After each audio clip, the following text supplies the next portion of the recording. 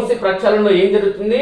మూసిలో మురుగు ప్రవహిస్తుందంటే అది కేవలం రాష్ట్ర రాజధాని హైదరాబాద్ నుంచి కాదు, హైదరాబాద్ దాటిన తర్వాత జిల్లాల పరిధిలో కూడా ఆయా గ్రామాల నుంచి కూడా మురుగు నీరు అనేది పారుతుంది మూసీ నదిలో. ఈ క్రమంలో రాష్ట్ర రాజధాని నడుబొడ్డున ఉన్నటువంటి ఈ మూసీ పక్కన ఎవరైతే పేదలు ఇల్లు కట్టుకొని నిర్మించడం జరిగిందో ఆ ఇళ్ళని తొలగించి అదే విధంగా హైదరాబాద్ నుంచి వస్తున్నటువంటి మురుగు నీటిని మూసిలో కలవకుండా అడ్డుకున్నంత మాత్రాన మూసిని ప్రక్షాళన చేయలేరు, చేయబోరు.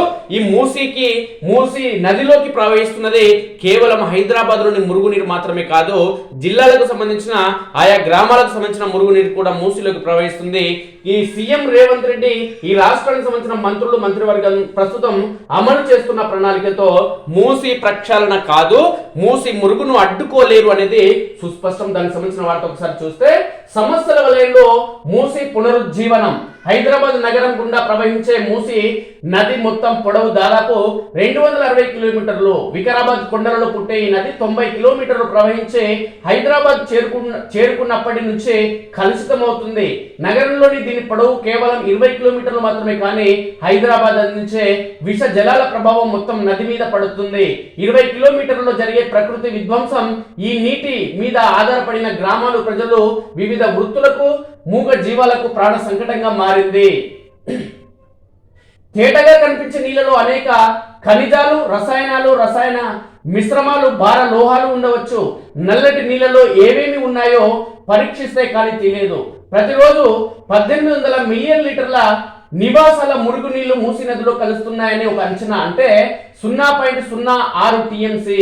నగర పరిధిలో ఉన్న పారిశ్రామిక వాడల నుంచి వచ్చే పారిశ్రామిక వ్యర్థ జలాలు, పటాన్ చెరువు 18 కిలోమీటర్ల పైప్ లైన్ నుంచి వచ్చే వ్యర్థ జలాలు వంటివి కలిపితే ఇంకా ఎక్కువే ఉండవచ్చు. మూసి పరివాహక ప్రాంతంలో ఉన్న పారిశ్రామిక వాడల నుండి వ్యర్థ జలాలు అంతిమంగా మూసీ నదిలోకి పారుతాయి. మూసి పరివాహక ప్రాంతంలో ఉన్న జవహర్ నగర్ చెత్త గుట్టల నుంచి వ్యర్థాల జల ఊట కూడా దగ్గరలో ఉన్న చెరువులకు చేరి చివరకు మూసీ నదిలోకి వస్తాయి. ఆధునిక జీవనంలో అభివృద్ధికి ఇచ్చే నిర్వచనం పరిశుభ్రత. మురికి నీటి ప్రక్షాళన, శుద్ధి చేసిన నీటిని తిరిగి వినియోగించడం మానవ నాగరికతలో భాగం. పరిశ్రమలు తమ వ్యర్థ జలాలను బయట పారబోసి తమ ఖర్చును ఎట్లా తగ్గించుకుంటాయో మున్సిపల్ కార్పొరేషన్ కూడా అట్లే తగ్గించుకుంటుంది.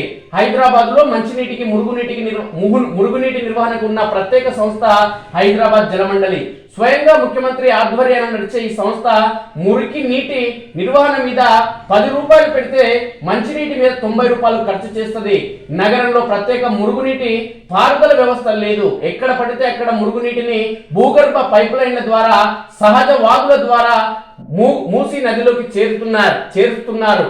పరిపూర్ణ మురుగునీటి వ్యవస్థకు దాదాపు 18,000 కోట్ల పెట్టుబడి కావాలని హైదరాబాద్ జలమండలి అంచనా వేసింది. ఇంకా రెండింతలు ఎక్కువే కావచ్చు.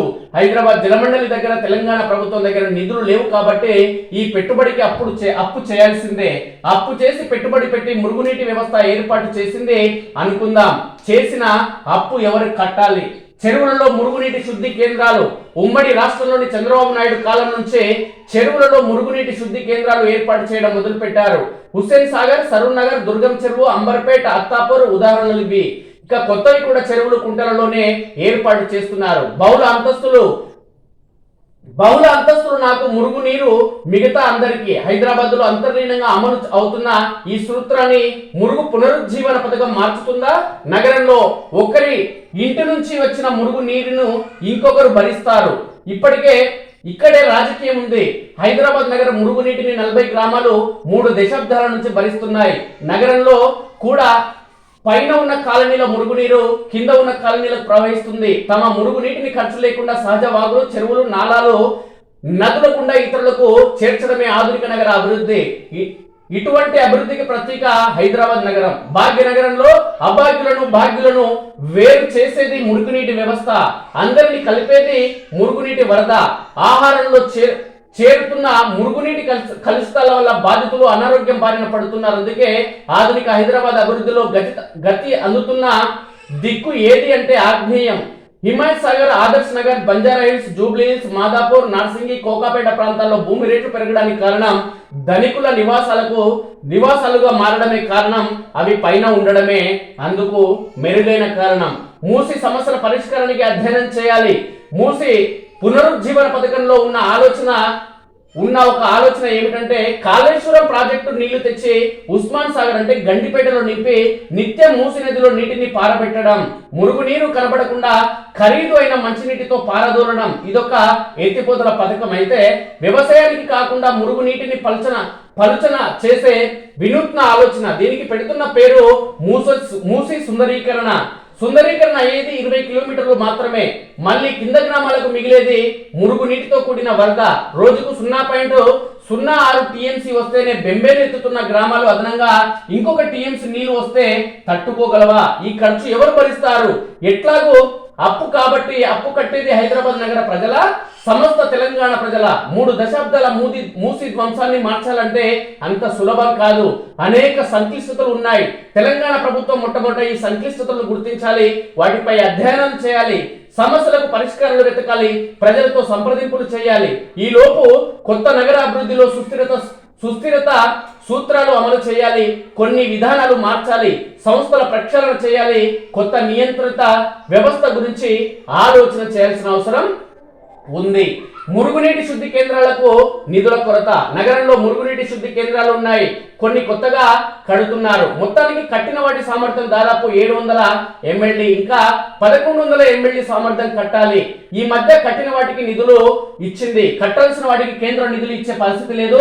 పైప్ లైన్ల వ్యవస్థకు 14,000 కోట్లు అయితే మొత్తం మురుగునీటి శుద్ధి కేంద్రాలకు ఎంత ఖర్చు అవుతుంది? ఇప్పుడు కట్టినవి ప్రాథమిక స్థాయి శుద్ధి కేంద్రాలు అంటే ఇవి మురుగునీటిలో వాసనను రంగును మార్చగలవు. మురుగు నీటిని తిరిగి మంచినీటి స్థాయికి శుద్ధి చేయాలంటే ఇంకా ఖర్చు అవుతుంది. ఈ పెట్టుబడులు ఖర్చులు ఎవరు భరించాలి? కాలుష్యం చేసే వాళ్ళే కట్టాలి. పర్యావరణ పరిరక్షణ చట్టాలలో ప్రాథమిక సూత్రం. మూసి పునరుజ్జీవన పథకంలో ఈ సూత్రం పాటిస్తారా? తెలంగాణ ప్రభుత్వం కానీ జిహెచ్ఎంసీ కానీ ఈ దిశగా ఆలోచిస్తున్నాయా? లేదంటే లేదు. మురుగునీరు మూసి నదికి చేరకుండా ఉండాలంటే మురుగునీరు దాని దరి చేరకుండా ఆపాలి. అది చేయాలంటే హైదరాబాద్ నగరంలో నిత్యం ఉత్పన్నమయ్యే మురుగునీరు శుద్ధి చేయాలి. హైదరాబాద్ మాస్టర్ ప్లాన్ లో ఇంకా ఇతర అనేక రకాల మాస్టర్ ప్లాన్లో మురుగునీటి కాలువలకు శుద్ధి కేంద్రాలకు జాగా కోసం ప్రణాళిక చెయ్యాలి. అంటే ప్రస్తుతం రేవంత్ రెడ్డి ఆలోచిస్తున్న విధానం అనేది మురుగునీటి శుద్ధి అనేది జరగదు అనేది సుస్పష్టంగా తెలుస్తుంది. కాబట్టి రేవంత్ రెడ్డి ఏం చేయాలంటే మొట్టమొదట అక్కడ ఎవరైతే మూసి పరివాహక ప్రాంతంలో ఇల్లు నిర్మించుకున్నారో ఆ ఇళ్ళని ఖాళీ చేసే క్రమంలో వాళ్ళతో చర్చలు చేయాలి ప్రభుత్వం. అదేవిధంగా ప్రతిపక్ష పార్టీల నుంచి సూచనలు సలహాలు తీసుకోవాలి. ఎవరైతే బాధితులు నష్టపోతున్నారో వాళ్ళకి ప్రభుత్వం అండగా నిలవాలి. అదేవిధంగా ఎవరైతే చెరువులు కుంటలు ఆక్రమించుకుని 100 కోట్ల విలువ చేసే స్కూల్స్, కాలేజెస్, అదేవిధంగా హాస్పిటల్ నిర్మించడం జరిగిందో పల్లా రాజేశ్వరరెడ్డి, మల్లారెడ్డి, అదేవిధంగా ఓవైసీ బ్రదర్స్ ఉన్నారో, అదేవిధంగా మంత్రి పొంగులేటి శ్రీనివాసరెడ్డి కొడుకు కావచ్చు, లేదంటే రేవంత్ రెడ్డి సోదరుడు కావచ్చు, వీళ్ళందరి అక్రమ నిర్మాణాలు ఏవైతే ఉన్నాయో మొదట్లో వాటిని కూల్చి పేద ప్రజల వద్దకి ముఖ్యమంత్రి కానీ కాంగ్రెస్ ప్రభుత్వం రావాలి. కానీ వాటి జోలికి వెళ్ళడం లేదు. ఎవరైతే వారి కులాలకు సంబంధించిన వ్యక్తులు ఉన్నారో, రాజకీయ పార్టీలకు సంబంధించిన వ్యక్తులు ఉన్నారో, లేదంటే రాజకీయంగా పలుకుబడే వ్యక్తులు ఉన్నారో, పలుకుబడి చూపించి కులాలకు సంబంధించిన నాయకులు ఎవరైతే ఉన్నారో వాళ్ళ జోలికి మాత్రం వెళ్ళడం లేదు. లక్షల కోట్ల అవినీతి అక్రమాలు చేసి చెరువులు కుంటలు ఆక్రమించినటువంటి నాయకుల దగ్గరికి వెళ్ళడం లేదు. కానీ పేద ప్రజలమైన మాత్రం ఈ కాంగ్రెస్ ప్రభుత్వం జులుం విధిస్తుంది. ఇది సరైన పద్ధతి కాదు. గతంలో కేసీఆర్ కూడా ఇదే విధానంలో ప్రయాణించడం జరిగింది. అందుకోసమే తెలంగాణ ప్రజలు 2023 ఎన్నికల్లో గుద్దితే కేసీఆర్ ఫామ్ హౌస్ కు కేటీఆర్ ఎక్కడ కనిపిస్తాడో కేవలం ట్విట్టర్ లో మాత్రమే కనిపిస్తుండో. మరి కాంగ్రెస్ పార్టీ కూడా ఒకసారి ఆలోచన చేయాలి, రేవంత్ రెడ్డి కూడా ఒకసారి ఆలోచన చేయాలి. లేదంటే మీకు కూడా అదే గతి పట్టడం ఖాయం.